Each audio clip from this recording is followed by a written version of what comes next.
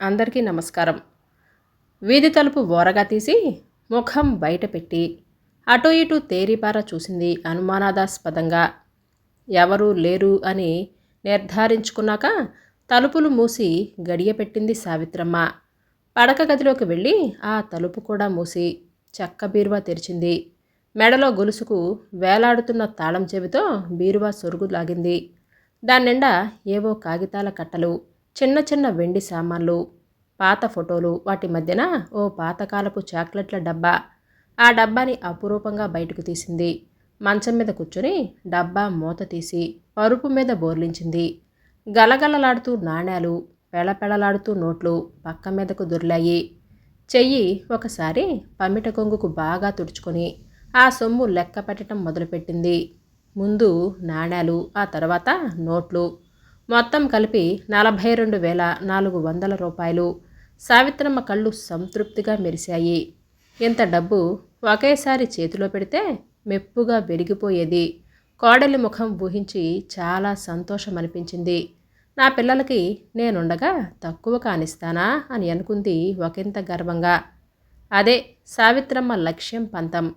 ఆ ఇంట్లో 2 మగపిల్లల తర్వాత కాస్త ఎడంగా పుట్టిన ఆడపిల్ల సావిత్రి. వాళ్ళది మధ్యతరగతి కుటుంబమే అయినా ఆడపిల్ల, అందున చిట్ట చివరి సంతానం అవటం వలన సావిత్రిని అల్లారుముద్దుగా చూసేవారు ఇంటిల్లిపాది. ఆ అమ్మాయి నోటి వెంట మాట రావటం ఆలస్యం. తీర్చేదాకా ఊరుకునేవారు కాదు. ఆమెకు యుక్త వయసు వచ్చే వేళకి విధి వక్రించింది. కొన్ని నెలల తేడాతో తల్లి తండ్రి కాలం చేశారు. అప్పట్నుంచి సావిత్రి అదృష్టం తిరగబడింది. ఇంటి పెత్తనం వదినల చేతికి వచ్చింది. అసలే అత్తగారు ఇప్పటిదాకా ఆడపడుచుకి ఎక్కువ హోదా ఇస్తున్నందుకు వారు ఇబ్బంది పడేవాళ్ళు. ఇప్పుడు ఆ అత్తగారు లేకపోయేసరికి ఇక చెప్పేదేముంది? వాళ్ళు చూపించే తేడా, అణచివేత సహించలేక అన్నగారులతో చెప్పుకున్న ఫలితం లేకపోవటంతో పెంకితనంగా తయారైంది. ప్రతి దానికి పంతం గొడవ. రోజు ఇంట్లో యుద్ధమే జరిగేది. ఇంటిలోన పోరు ఇంతింతియా కాదయా అని ఆ అల్లరి ఆగం భరించలేక తొందరగా పెళ్లి చేసి పంపించేయాలి అని నిర్ణయానికి వచ్చారు అన్నగార్లు. ఈ ఇంటి నుంచి విడుదల అవ్వటమే మేలు అని అనుకుంది సావిత్రి కూడా. అన్నగారు తెచ్చిన సంబంధాలలో పేరుకు తగ్గట్లు అందగాడైన సుందరమూర్తిని వరుడుగా ఎన్నుకుంది సావిత్రి. ముఖ్యంగా నెత్తిమీద జుట్టు తప్ప ఏముందతనికి అని వదినలు పెదవి విరిచారు. అతనే కావాలని పంతం పట్టి మరీ పెళ్లి చేసుకుంది. ఆ పంతానికి తనకే శిక్ష పడుతుందని ఆమె తెలుసుకోలేకపోయింది. అంతటి అమాయకురాలు. సుందరమూర్తి అందగాడే కాదు, శాంతమూర్తి కూడా. ఒక్కనాడు భార్యకు ఎదురు చెప్పేవాడు కాదు. పూలబాట మీద నడకలా హాయిగా సాగిపోతున్న జీవితంలోనికి కొత్త ఆనందాలు మోసుకొచ్చాడు చంద్రమౌళి. అనుకూలమైన భర్త, చందమామ లాంటి బిడ్డ. నా అంత అదృష్టవంతురాలు మరొకరు ఉండరు అని పొంగిపోయింది. ఆ పొంగు చూడలేని విధి మరొకసారి వెక్కిరించింది. రోడ్డు ప్రమాదంలో సుందరమూర్తి మరణించాడు. అంధకారంలో కూరుకుపోతున్న ఆమెను పాపమని సానుభూతి చూపించలేదు సరికదా, కాస్త వెనక ఆస్తి ఉన్నవాడిని చూస్తామంటే వినిందా? ఇప్పుడు చూడండి, దరిద్రమంతా మా నెత్తిన ఎక్కబోతుంది. ఏలినాటి శని గడప దాటింది అని అనుకుంటే రెట్టింపై తిరిగి వస్తుంది. కర్మ, ఎవరికి తప్పినా మాకు తప్పుతుందా అని అంటూ మాటల సోలాలు విసిరి గాయాలు చేశారు వదినలు. పిల్లాడికి 6 ఏళ్ళు వచ్చాయి. ఇంకో 5-6 ఏళ్ళు భరిస్తే ఏ చిల్లర కొట్టో లేదంటే కారు గ్యారేజీలోనో చేతి కింద పనికి పంపించవచ్చు. 1,000 రూపాయలు తెచ్చుకుంటాడు. ముందుగా ఆలోచన చేశారు అన్నలు. తమ కొడుకులు కాలేజీ చదువులు చదివేవాళ్ళు. నా బిడ్డ చేతి కింద పనివాడా? నా కంఠంలో ప్రాణం ఉండగా అలా కానివ్వను. వాడిని వాళ్ళకంటే గొప్పవాడిని చేస్తాను, చేసి చూపిస్తాను అని శపథం చేసుకుంది సావిత్రి గట్టిగా. అన్నలు రమ్మన్న పుట్టింటికి రాలేదు. వాళ్ళ నుంచి చిన్నమెత్తు సహాయం పొందకూడదు అని పట్టుదల. మరి తన పంతం నెరవేరేదెలా? తల్లి గారాబం వలన చదువు అబ్బలేదు. అందుచేత ఏ ఉద్యోగానికి తను అర్హురాలు కాదు. మరి దారేది? చాలా ఆలోచించింది సావిత్రి. టౌన్లో ఉంటే ఖర్చు ఎక్కువ, పక్కనే ఉన్న చిన్న పల్లెటూరికి మారిపోయింది. తన నగలన్నీ అమ్మగా వచ్చిన డబ్బుకు భర్త ఆఫీస్ వాళ్ళు ఇచ్చిన డబ్బు జతచేసి 4 గేదెలను, ఒక కుట్టు మిషన్ని కొనింది.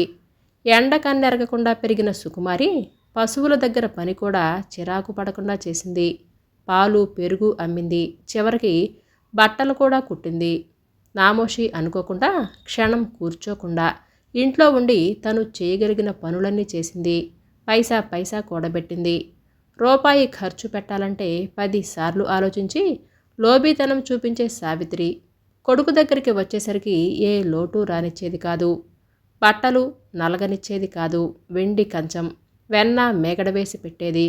ఫీజులు ఎక్కువైనా, డొనేషన్లు కట్టాల్సి వచ్చినా వెనకాడకుండా మంచి స్కూల్లోనే చేర్పించింది. మౌళి చాలా బుద్ధిమంతుడు. తల్లి ఆకాంక్ష, పడుతున్న శ్రమ అర్థం చేసుకున్నాడు. శ్రద్ధగా చదువుకున్నాడు. మేనమామ కొడుకులు డిగ్రీతో చదువులు ఆపేస్తే మౌళి మాస్టర్స్ చేసి మంచి ఉద్యోగం కూడా సంపాదించుకొని తల్లిని సంతోషపెట్టాడు. ఏమో అనుకున్నాం కానీ సావిత్రి, అన్న పేరు నిలబెట్టుకున్నావు సుమా అన్నారు వదినలు కళ్ళు పైకి ఎగరేసి. ఉపవాసం తర్వాత పిండి వంటలతో సహా వడ్డిచ్చిన విస్తరి ముందు కూర్చున్నట్లు చాలా తృప్తిపడింది సావిత్రి. మౌళికి వచ్చిన ఉద్యోగం హైదరాబాదులో. తల్లిని కూడా తనతో పాటు తీసుకుని వెళ్ళాలి అని చాలా ప్రయత్నించాడు. ఈ పాడి పసుపులు ఉన్న పళాన వదిలి రావటం అయ్యే పనేనా నాన్నా? ముందు నువ్వు వెళ్ళి వసతి అది చూసుకో. నాదేముంది, ఇవాళో రేపో నీ దగ్గరికి చేరాల్సిన దాన్నే కదా. కొడుకుని సమాధానపరిచి పంపించింది సావిత్రమ్మ. మౌళి ఉద్యోగస్తుడు అయిన దగ్గర నుంచి చిన్నన్నగారు మీ ఇంటికి వస్తానని మంజుల తెగ సరదా పడుతుంది అని అంటున్నాడు. ఒకప్పుడు ఈ అన్నా వదినలే పేడ వాసన అత్తింటికి మేము రామంటున్నారు పిల్లలు, ఏమీ అనుకోవద్దు సావిత్రి అని అనేవారు. ఇప్పుడేమో పిల్లనిస్తాము అని వస్తున్నారు. నిరసనగా అనుకుంది సావిత్రి. ఎందుకైనా మంచిదని మౌళి అభిప్రాయం కూడా అడిగింది. తన పెళ్లి విషయం పూర్తిగా తల్లికే వదిలేసి అంతా నీ ఇష్టం అమ్మా అని అన్నాడు మౌళి. ఇక ఆలస్యం చేయలేదు సావిత్రి. ఎప్పటి నుంచో ఆమె దృష్టి సుప్రియ మీద ఉంది. తన చిన్ననాటి స్నేహితురాలు దమయంతి కూతురు సుప్రియ. విధి తనని చూసి వెక్కిరించినప్పుడు అందరిలా తగిన శాస్తి జరిగింది అని అనుకోకుండా తనని ఓదార్చడానికి వచ్చి దమయంతి కన్నీళ్లు పెట్టుకుంది. తను కోలుకొని ముందడుగు వేయటానికి ధైర్యం చెప్పింది. 1-2 సార్లు తల్లి వెంట వచ్చిన సుప్రియ చాలా నచ్చింది సావిత్రికి. చాలా ఒద్దికైన పిల్ల. దమయంతి భర్త గుమస్తా. ఒకరి తర్వాత ఒకరు అలా వారికి 3 ఆడపిల్లలు. వాళ్ళకి సావిత్రమ్మ సంబంధం కలుపుకుంటామన్నప్పుడు దమయంతి ముందుగా భయపడింది. మీతో తోగగలనా అని అంది. నా కొడుకు కాళ్ళు కడిగి నీ కూతురిని కన్యాదానంగా ఇవ్వు చాలు అని అంది సావిత్రి. వారికి పెళ్ళైపోయింది. కాపురానికి తీసుకొచ్చేటప్పుడు కూడా చేరా సారే అని అంటూ బరువు పెంచుకోకు. పసుపు చెంబు ఇచ్చి పంపించు. నీ కూతురికి ఏ లోటు రాకుండా నేను చూసుకుంటాను అని అంది భరోసాగా. అన్నట్లుగానే కొడుకు సంసారానికి కావలసినటువంటి మంచం కంచం పప్పుతో సహా సమస్తం అమర్చి కోడల్ని కొడుకు దగ్గర దిగబెట్టింది. మౌళి చాలా ప్రాధేయపడ్డాడు. ఇక తమతో పాటు ఉండిపోమ్మని పాతపాటే పాడింది సావిత్రమ్మ గొడ్డు గోద అని అంటూ. అప్పుడే వచ్చేశారా అని పరామర్శించిన ఊళ్ళో వాళ్ళకి కొత్తగా పెళ్ళైన జంట వాళ్ళ మధ్యన పానకంలో పుడకల నేనెందుకక్కడా అని అంది గడుసుగా. అసలు కారణం ఆవిడకు మాత్రమే తెలుసు. సిటీలో కొడుకు తీసుకున్న అపార్ట్మెంట్లో మార్బుల్ వేసిన ఫ్లోరింగ్, మాడ్యులర్ కిచెన్ అన్నీ చూసి సావిత్రమ్మ పొంగిపోయింది. కానీ సుప్రియకు మాత్రం తృప్తి అనిపించలేదు. అంత క్రితమే ఆ కమ్యూనిటీలో ఉన్న స్నేహితుడింటికి భార్యను తీసుకెళ్లాడు మౌళి. పరిచయం చేద్దామని. వాళ్ళ వైభవం ఏమని చెప్పాలి. ఖరీదైన ఫర్నిచర్తో ఇల్లంతా కళకళలాడిపోయింది. తమ ఇంట్లో ఏమున్నాయి, 4 కుర్చీలు, నవారు మంచాలు 2. ఇల్లు బాగుంటే సరిపోయిద్దా, దానికి తగ్గ ఫర్నిచర్ లేకపోతే ఎలా అని ఒక్కసారిగా పెదవి విరిచింది. భర్తని ఒక్క టీవీ అయినా తీసుకుందాము అని ప్రాధేయపడితే నా ఎడ్యుకేషన్ లోన్ తీరేదాకా నోరు మెదపవద్దు అని అన్నాడు. నీరసంగా వేలబడిపోయిన కోడలి ముఖం చూడగానే నీ కూతురికి ఏ లోటు రానివ్వను అని స్నేహితురాలికిచ్చిన మాట గుర్తుకొచ్చింది సావిత్రమ్మకి. బాధపడకే అమ్మాయి, ఒక్కొక్కటి నేను కొనిపెడతాగా అని అంది. అలా అభయమిచ్చాక ఇంకా అక్కడే ఉండి తిని కూర్చుంటే ఎలా? తిరిగి రావటమేమిటి? పనిలోకి దిగిపోయింది. ఈసారి రెట్టింపు కార్యంతో. మౌళి ఉద్యోగస్తుడు అయ్యాక బలవంతాన గేదెలన్నీ అమ్మించేశాడు. మిగతా పని చేయటానికి కూడా పాలేరుని కుదిర్చాడు. ఊరికి వచ్చి రాగానే సావిత్రమ్మ చేసిన మొదటి పని తల్లి జ్ఞాపకార్థం అమ్మకుండా ఉంచుకున్న ఒకే ఒక గొలుసుని అమ్మేసి చంటి పిల్లలకు ఆవు పాల గిరాకీ ఎక్కువగా ఉంది అని తెలుసుకొని ఒక ఆవును ఒక గేదెను కొనేసింది. పాలేరుని మానిపించేసింది. కంటి చూపుకు కాస్త ఇబ్బందిగా ఉంటుందని మూలన పెట్టేసిన కుట్టు మిషన్ దుమ్ము దులిపి సమయం దొరికితే చాలు టకటకా మనిపించింది. ఊళ్ళో ఇది వరకు సావిత్రమ్మ జాగ్రత్త మనిషని మాత్రమే అనుకునేవాళ్ళు. ఇప్పుడైతే ఎంత పిసినారి, ఎంగిలి చేత్తో కాకిని కూడా తోలట్లేదు అని చెవులు కొరుక్కుంటున్నారు. అనుకోరా మరి, వెన్న తీసిన మజ్జిగని, పెరట్లో కాసిన పువ్వులని కాయలను ఇది వరకు పేదలకి అడిగిన వాళ్ళకి ఇచ్చేసేది. ఇప్పుడు ప్రతిదానికి ఖర్చు కట్టి తీరుతుంది. అలా 6 నెలలు గీసి గీసి పోగేసిన కష్టం ఈ 42,000. రాజ్యాలు జయించినంత విజయ గర్వంతో కొడుకు ఇంటి గుమ్మంలో అడుగుపెట్టింది. పొంగుతున్న పాల మీద నీళ్లు చల్లినట్లు చల్లారిపోయింది. ముందు హాల్లో సోఫా సెట్, గోడకి పెద్ద టీవీ సెట్, పూసల పరదా, డైనింగ్ టేబుల్. ఇది తన కొడుకిల్లేనా అని అక్కడే నిలబడింది. అత్తయ్యగారు అని సుప్రియ ఆప్యాయంగా లోపలికి ఆహ్వానించేదాకా అలాగే నిలబడిపోయింది సావిత్రమ్మ. హాల్లోనే కాదు అన్ని గదుల్లోనూ కొత్త వస్తువులు వచ్చి చేరాయి. మిక్సీ, వాషింగ్ మిషన్, పడక గదిలో ఊరంత మంచం, పరుపు. ఇవన్నీ ఒక్కసారిగా ఎలా? ఏం చేయమంటావమ్మా? ఇవన్నీ ఇంటికొచ్చేదాకా నీ కోడలు నన్ను నిద్రపోనివ్వలేదుగా? మురిపంగా భార్య వైపు చూస్తూ చెప్పాడు మౌళి. మరి లోను? అడగకుండానే ఆ ప్రశ్నకు జవాబిచ్చేశాడు మౌళి. ఇక్కడ కొన్ని పెద్ద పెద్ద షోరూంలో 0% ఇంట్రెస్ట్కి మనకు కావలసిన వస్తువులు ముందే ఇచ్చేస్తారు. కొద్ది మొత్తంలో తీర్చుకునేలాగా. లోను కూడా కట్టాల్సిన దానిలో సగమే కడుతున్నాను. పర్లేదు, కాస్త ఆలస్యం అవుతుందిలే. ఈలోగా ఇంక్రిమెంట్ వచ్చి శాలరీ పెరుగుతుంది, ప్రమోషన్ కూడా రావచ్చు. అప్పుడిక ఇబ్బంది ఉండదని సంతోషించవలసిన విషయమే అని అన్నాడు. ఏదో వెలితి ఉంది సావిత్రమ్మకి. నేనింకా టీవీలు, సోఫాలు కొనిపెడదామని వచ్చాన్రా అబ్బాయ్. సావిత్రమ్మకు ఆశాభంగం తాలూకు ఛాయలు వద్దనుకున్న తొంగి చూశాయి ఆవిడ స్వరంలో. తల్లి మాటలు వినిపించనట్లే, అమ్మా నీ చేతులు చూడు ఎంత గరుకుబారిపోయాయో. రాత్రి భోజనాలయ్యాక టీవీ ముందు పెద్ద సోఫాలో కూర్చున్న తల్లి ఒడిలో తలపెట్టుకొని ఆమె చేతులు 2 చెంపలు కానిచ్చాడు. చిరునవ్వుతో చూసింది సావిత్రమ్మ. ఇక చాలమ్మా, నీ శక్తంతా కరగబెట్టి నన్నింత వాణ్ణి చేశావు. నా కాళ్ల మీద నేను నిలబడగలిగినా ఇంకా నిన్ను పీల్చి పిప్పి చేయమంటావా? నన్ను చిన్నబుచ్చకమ్మా. మౌళి కంఠంలో దుఃఖం. కొడుకు తలనిమురుతూ మరీ మాట్లాడేది సావిత్రమ్మ. కానీ మనసు నిండా ఏవేవో ఆలోచనలు. ఒకసారిలా వస్తారా అత్తయ్య? వంటిల్లు సర్దుకుంటున్న సుప్రియ పిలుపుతో ఆలోచన నుంచి తేరుకొని కొడుకు తలను దిండు మీదకు చేర్చి లేచింది సావిత్రమ్మ. ఈ ప్లేటు తుడిచిపెట్టరు అని అంటూ గాజు ప్లేట్లు అత్తగారికి అందించింది. ఆయన మాటలకి, మీరు బాధపడకండి అత్తయ్య, మీ అబ్బాయిదంతా విడ్డూరం, కానీ పిల్లలకి పెట్టుకోవాలని ఏ తల్లిదండ్రులకుండదు. దానికో పరిధి, కాలపరిమితి ఉంటాయా? అయినా ఆయన తీసుకోకపోతే ఏమిటి? నేను తీసుకుంటానుగా, సరేనా అని అంది బొజ్జగింపుగా. అప్పుడు గుర్తుకొచ్చాయి మధ్యాహ్నం కోడలి ముఖత విన్న మాటలు. ఆ కమ్యూనిటీలోనే ఉన్న లేడీస్ క్లబ్లో ఏదో ఫంక్షన్ కోసం ఎదురు ఫ్లాట్ సీఈఓ గారి భార్య, పక్క ఫ్లాట్ ప్రొఫెసర్ గారి భార్య 25,000 పెట్టి బ్రహ్మాండమైన డిజైన్ శారీస్ కొనుక్కున్నారట. మీ అబ్బాయిని అడిగితే ఇదేమైనా పెళ్ళా పండగ? ఎంచక్క వెంకటగిరి జరీ చీర కట్టుకొని వెళ్ళు, అందరికంటే హుందాగా ఉంటావు అని అన్నారు. వాళ్ళ డిజైనర్ శారీస్ ముందు నా నేత చీర ఎంత నామర్దాగా ఉంటుందో చెప్పండి అని అంది. కోడలి గడుసుతనానికి ఆశ్చర్యపోయింది సావిత్రమ్మ. అంటే తను చెమటోడ్చి తెచ్చిన 40,000 కోడలు చీరలకు ఖర్చయిపోతుందా? ఎందుకో ఇష్టంగా అనిపించలేదు. తాను పోటీ పడింది ఎందుకు? కొడుకుని పైకి తీసుకొని రావాలని, నలుగురితోనూ శభాష్ అని అనిపించుకోవాలని. ఇలా పొరుగువారితో సమానంగా చీరలు నగలు కావాలని కాదు.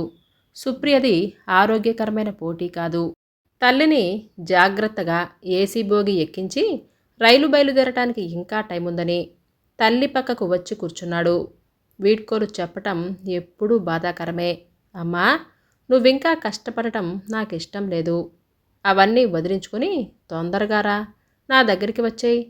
కొడుకు గొంతులో బాధ చూసి కదిలిపోయి ప్రేమగా చూస్తూ తలూపింది. ఎంతలో రైలు కదిలింది. సావిత్రమ్మ తలలో ఆలోచనలు చెదల పుట్టల్లాగా కదిలింది. నేనిప్పుడు వెనక్కి వెళ్ళి చేసేదేముంది?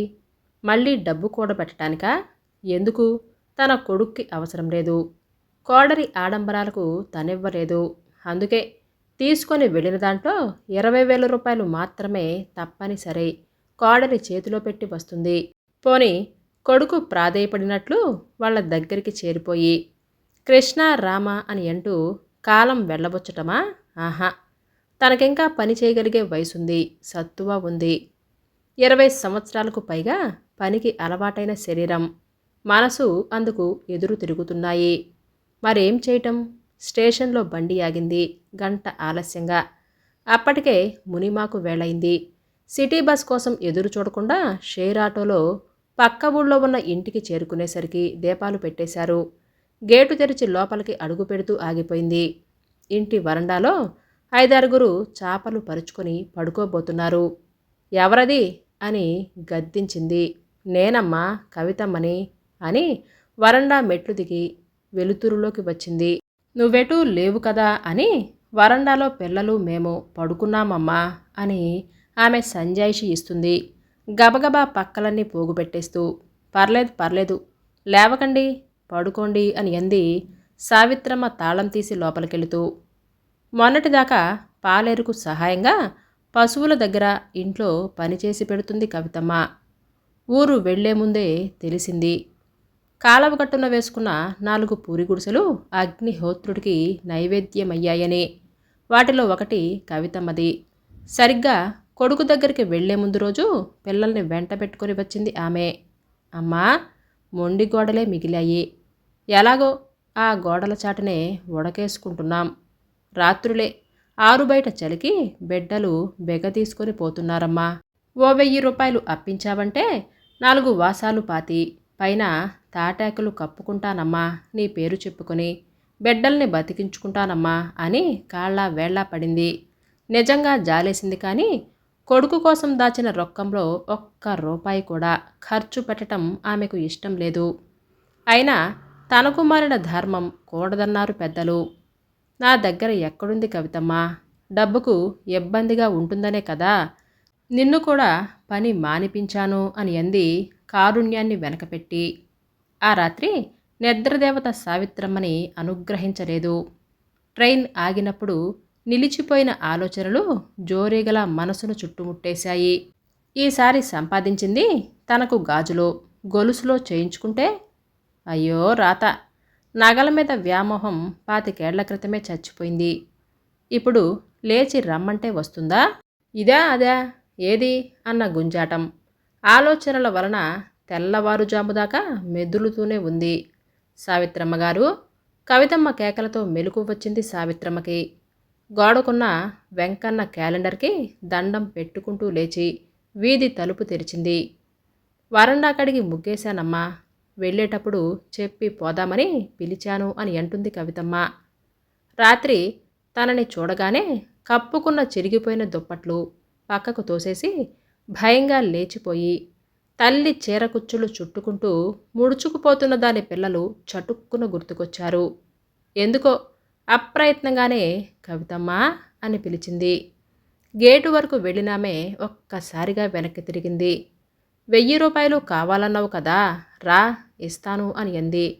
నా తల్లివి కదమ్మా, నా బిడ్డల్ని బతికించినావమ్మా అని అంటూ ఇంత ముఖం చేసుకొని గుమ్మం ముందు దాకా వచ్చి దండాలు పెడుతూ లోపలికి వచ్చింది. పర్సులో నోట్లు లెక్క పెడుతున్న సావిత్రమ్మకి 20,000 చేతిలో పెట్టిన వెలగని సుప్రియ ముఖం మనసులో మెదిలి నోట్లు లెక్క పెట్టడం మానేసింది. మొత్తం 20,000 రూపాయలు చేతిలోకి తీసుకుని బయటకొచ్చింది. కవితమ్మ, ఇంటికి పూర్తిగా కప్పు వేయించుకో, 2 బళ్ళ మట్టి కూడా తోలించుకొని గోడలు మెత్తుకో అని అంది డబ్బంతా ఆమె చేతిలో పెడుతూ. ఇది అప్పు కాదు, నీ పిల్లల కోసం నేను చేస్తున్న సహాయమనుకో. భగవంతుని ముందు వాలినట్లు మోకరిల్లి 2 చేతులతోనూ సావిత్రమ్మ పాదాలు తాకింది ఆమె. చెమర్చిన కళ్ళతో కొడుకు కోసం కష్టపడుతున్నప్పుడు ఒక బాధ్యత బరువు తపన తనని తరుముతున్నట్లుగా ఉండేది. అది స్వార్థం. నాది, నాకు అనే మాటలు మర్చిపోయి ఆపదలో చేయి చాచిన వారిని ఆదుకోవటంలో ఎంత తృప్తి, ఎంత ఆనందం. హృదయం ఎంతో విశాలమైనట్లు, ఆనందంతో అమృతంతో నిండినట్లు ఒక రకమైన అనుభూతి. అమ్మయ్యా, ఇక నేనెందుకు సంపాదించాలి అని క్వశ్చన్ మార్క్ వేసుకోనక్కర్లేదు. ఏదో పెద్ద సమస్యకు అద్భుతమైన జవాబు దొరికినట్లే అని తేలికగా నిట్టూర్చింది సావిత్రమ్మ. ఈ కథ మీకు నచ్చిందండి? అయితే లైక్ చేయటం, సబ్స్క్రైబ్ చేయటం, షేర్ చేయటం మర్చిపోవద్దు. మీ అమూల్యమైన అభిప్రాయాలను నాకు కామెంట్స్ రూపంలో తెలియజేయండి.